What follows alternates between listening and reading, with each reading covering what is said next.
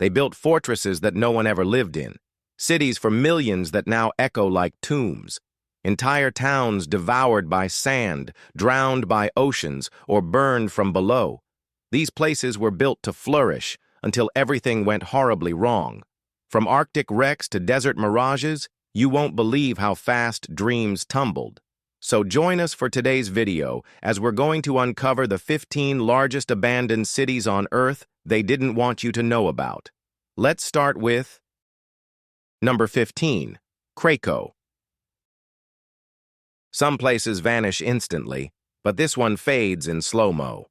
Located in southern Italy, the hilltop town stood 400 meters above the valley, shielded by cliffs and crowned with noble estates. It had collages in the 1300s, castles turned into prisons, and homes passed down for generations. But nature struck. A plague in 1656 killed hundreds. In the 1800s, farming collapsed, and over 1,000 residents fled to America. Then came the landslides. In 1963, unstable infrastructure caused the ground to shift. The football field vanished. Even the retaining wall meant to stop the damage failed. By 1980, after a flood and earthquake, the town was left behind, but not erased. Today, Krakow is known as a movie backdrop, used in The Passion of the Christ and Quantum of Solace. Legends remain, like the relic of Saint. Vincenzo said to Whisper, "Take me home and give me music." Every year, music still echoes through Krakow, honoring a town the earth tried to erase. Number 14, Pyramiden. Pyramiden wasn't just freezing. It was the Soviet Union, reimagined in the Arctic. Named after a pyramid-shaped peak nearby, the coal town was built by Sweden in 1910, then sold to the Soviets in 1927. They turned it into a northern utopia. Greenhouses, pig farms, a cultural hall, and even the northernmost Lenin statue standing in the square. By the 1980s, around 1,000 people, mostly Ukrainians, called it home. But mining in sub-zero conditions was never cheap. After the USSR collapsed, the money dried up. In 1996, a plane crash killed over 140 workers. 2 years later, the town shut down completely. Now Pyramiden is locked in time. Buildings remain intact. Inside, there are still pianos, mugs, and typewriters. In summer, caretakers return to guide visitors. But most of the year, it stays empty. A ghost of the Soviet dream, encased in snow, staring across icy waters, its hammer and sickle still frozen in place, untouched by time. Number 13, Burj Al Babas. They wanted a luxury fairy tale. Instead, they got endless rows of abandoned castles. In 2014, the Sarat Group began constructing over 700 stone mini-palaces in Mudurnu, a town nestled between Istanbul and Ankara. Each one mimicked a French chateau, complete with towering turrets. Prices ranged from $370,000 to $530,000 per unit. The target market? Affluent buyers from the Middle East. The blueprint included a shopping mall, thermal spas, and even a movie theater, all powered by the area's natural hot springs, where underground water simmers at over 150 degrees Fahrenheit. These homes were designed with private thermal baths, but by 2018, only half had buyers. Then the economy collapsed. Oil prices dipped, investors disappeared. The company owed over $27 million and went bankrupt. Today, Burj Al Babas is a frozen fantasy, hundreds of castle shells sitting lifeless, fenced off from the world. Locals opposed it. Environmentalists despised the deforestation. And yet, it still stands, haunting the Turkish hills with a dream left unfinished. Number 12. Calico Ghost Town. Calico earned its name from the rainbow-tinted rocks in California's Mojave Desert. In 1881, silver was discovered here, launching a frenzy. Over 500 mines pulled more than $20 million in silver from the earth within 12 years. At its height, Calico was full of life. There were saloons, hotels, a butcher, a school district, and its own newspaper. But by 1896, silver prices had plummeted. By the early 1900s, Calico was nearly empty. Then came Walter Knott, the founder of Knott's Berry Farm. In 1951, he purchased the town and restored many of the buildings using old photos and memories from locals. In 1966, he donated Calico to San Bernardino County. Today, it's both a regional park and a living museum. Wooden sidewalks lead tourists past abandoned mine shafts and sun-scorched cabins. You can still visit the Silver King mine, where it all began. Calico didn't vanish. It simply swapped silver for stories and keeps telling them. Number 11. Ordo's City. If Burj Al Baba's was a fairy tale cut short, Ordo's City was a mega vision that outpaced logic. Built during the coal boom of the early 2000s, the Kangbashi district in Inner Mongolia was intended to be the crown jewel of China's modern growth. Government officials funneled billions into it, planning a futuristic city for over 1 million residents across 130 square miles. Roads, towers, and stadiums were constructed. But by 2009, most buildings stood silent. International media labeled it a ghost city, especially after journalist Melissa Chan strolled through quiet neighborhoods with more stray dogs than people. Some say the term was unfair. One resident said, "It needs time. The ghost will fade." Author Wade Shepard called it a work in progress, and by 2017, over 150,000 had moved in. But the cost showed. Many were relocated state workers. Buildings cracked early. Infrastructure faltered. Today, it exists, but no one knows much about it. Number 10. Akharmara. Now we're going to the Black Sea to visit a town born in war and undone by it. Akharmara was founded in 1938 by the Soviet Union as a mining settlement. After World War II, German prisoners were brought in to build it. What they created was striking: arched buildings, ornate balconies, and a peaceful train station. It looked more like Europe than the Caucasus. By the 1970s, 5,000 people lived in Akharmara. But then came the collapse. The economy faltered, and in 1992, war broke out between Georgia and Abkhazia. Shells dropped, families ran, walls split open. Only a few stayed behind. Today, maybe 35 people still live there. The rest is gone. Nature took hold. Ivy climbs old facades. Trees break through floors. Goats roam where shoppers once walked. Akharmara still stands, half beauty, half ruin. A town caught between history and decay. Too proud to collapse completely. Too scarred to ever be whole again. Number 9. Rogudi Vecchio. Italy. Like Krakow, Rogudi Vecchio clings to a cliff. But here, it's the Aspromonte Mountains. Founded around 1050, the village stood high above the Amendolia River. Rugged, remote, and ancient. People spoke Greco, a dialect rooted in old Greek settlers. Even the name Rogudi likely comes from words meaning full of crevices or harsh. Life was isolated, steep paths, sharp terrain, and constant risk. But nature made the final decision. In 1971 and again in 1973, landslides and floods made it too dangerous to stay. The government ordered a full evacuation. A new settlement, Rogudi Nuovo, was built closer to the coast. The original town was left to the mountains. Today, Rogudi Vecchio stands in stillness. You can't sleep there anymore. Nature owns it. Moss coats floors, trees push through windows. But travelers still come, drawn to the haunting quiet of a place that once spoke Greek under Italian skies and now murmurs in ruins. Number 8. Goldfield. Back in the American West, right beside the Superstition Mountains. Goldfield came alive in 1892 after miners struck a promising gold vein. Within weeks, the place turned into a booming town. Bars, lodges, a school, a butcher shop, over a dozen storefronts lined the streets. At its peak, around 4,000 people called it home. But there was a problem buried underneath. The gold vein was weak. By 1898, it collapsed, and so did Goldfield's dream. The post office shut its doors.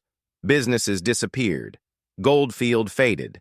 In the early 1900s, businessman George U. Young tried to revive the town. He renamed it Youngsburg, reopened the mines, and introduced modern equipment. It worked, briefly. When Young died in 1926, the second wave ended. For decades, Goldfield stayed still. Then, in 1984, Bob Scoose bought the site and began restoring it from the original blueprints. Now it's a museum. You can explore it and enjoy its emptiness. Number 7. Hutuwan. Now we move to Shengshan Island, east of Shanghai. Hutuwan was once a lively fishing village. Back in the 1950s, over 3,000 people lived here, thriving off the ocean. Homes lined lush green hillsides. There was a school, a busy harbor, and a way of life. But the terrain was harsh. Deliveries were inconsistent. Schools and clinics were distant. As fishing became more competitive, residents began leaving. By 2002, Hutuwan was deserted. But something strange followed. Nature didn't just reclaim it, it did so spectacularly. Ivy swallowed buildings, vines wrapped stairways, the entire village turned green. Photos of this jungle-covered town went viral in 2015. By 2017, a tourist platform was built. Today, up to 90,000 people visit annually. Some former locals return to work as guides. Hutuwan may no longer be lived in, but it's not forgotten. Proof that even after a town fades, something different can still grow in its place. Number 6. Centralia. Well, it's a town burning from below. Founded in the 1860s, it sat atop one of Pennsylvania's largest anthracite coal reserves. Mining thrived. But in May 1962, a fire was sparked in an abandoned mine shaft near the town landfill. The flames reached underground coal seams and never stopped. Attempts to extinguish it failed. By the 1980s, homes were sinking, smoke leaked from cracked streets, and carbon monoxide levels became lethal. That's where the fire began, over that ridge. The government stepped in. In 1983, $42 million was allocated to move residents. Most accepted. By 1992, eminent domain was declared. Today, only a handful of families remain. Most of Centralia is gone, but the fire still burns, some say for another 250 years. The roads are fractured. The zip code has been erased. The church remains, but the rest? Well, just ash and dark smoke. It's a town erased from maps, but never from memory. Number 5. Plymouth. Some cities vanish under ash. Plymouth, the capital of Montserrat, lay beneath the Soufriere Hills volcano, which had slept for centuries. But back in July of 1995, it woke. Eruptions began. People evacuated, but many hoped the volcano would settle. It didn't. In 1997, pyroclastic flows buried the entire city. Homes, offices, and Montserrat's only port were smothered in burning ash. Over 4,000 people were permanently displaced. Locals once thought the flat terrain below the volcano was the ideal spot for their capital. But the land turned on them. The British territory's government was forced to relocate north. Plymouth became a modern Pompeii. Only rooftops poke out from hardened volcanic rock. The streets are silent, but remnants remain. Street signs, bank logos, even a cricket scoreboard. Occasionally, researchers venture out and wearing gas masks, but the town itself is off limits. It's not a ruin. It's a city encased in stone, frozen by fire, and remembered not for how it lived, but for how it disappeared. It's just terrifying. Number 4. Hashima Island. From green hills to gray concrete, Hashima Island, known as Gunkanjima or Battleship Island, sits off the coast of Nagasaki, Japan. Coal was discovered there in 1810, but industrial mining didn't begin until the late 1880s when Mitsubishi took control. They built seawalls, housing towers, and by 1916, Japan's first reinforced concrete high-rise. At its peak in 1959, Hashima packed over 5,000 people into less than 1 square kilometer, making it the most densely populated spot on Earth. But not all its history was proud. During World War II, Korean and Chinese laborers were forced to work under brutal, inhumane conditions. Hundreds died. As coal demand fell in the 60s, so did Hashima. Mitsubishi shut it down in 1974. For decades, the island sat abandoned, nothing but decaying concrete and crashing waves. In 2009, it reopened for tours. By 2015, it was added to UNESCO's list, controversially. Today, as of 2025, Hashima still stands, part ruin, part warning, and part witness to a history not easily erased. Number 3. Kelso. Kelso wasn't built for mining. It was built for stopping. Founded in 1905 as a siding along the Union Pacific Railroad, it was placed near Desert Springs. Steam locomotives needed water. Kelso had it. In 1923, they built a grand Mission Revival-style depot.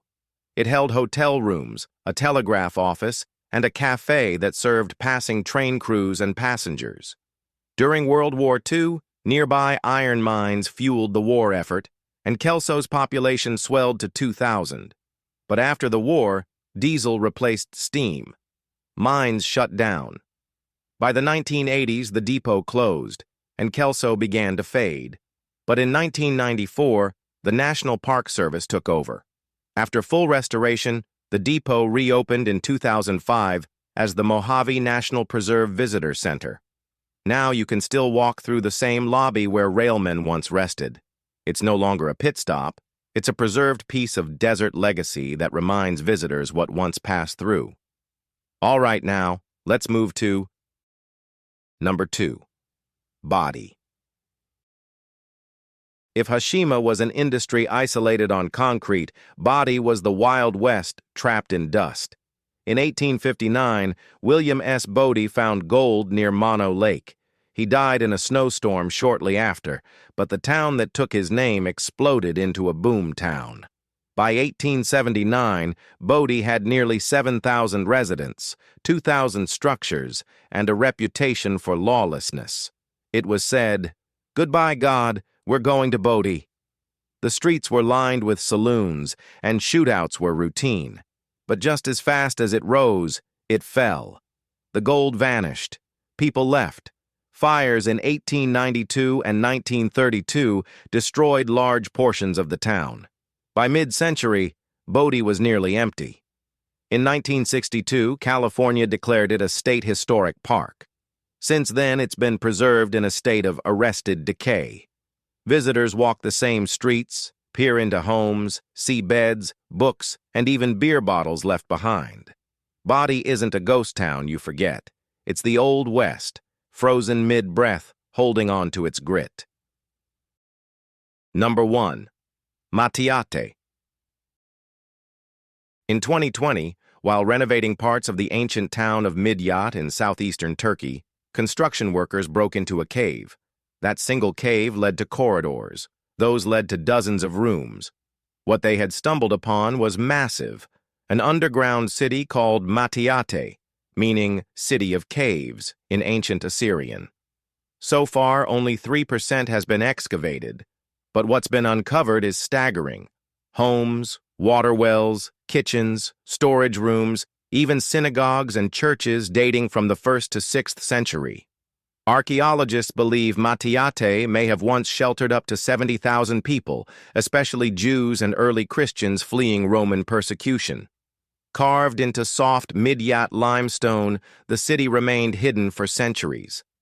Some say it was deliberately concealed. Others believe it simply vanished over time. Either way, It wasn't lost. It was waiting.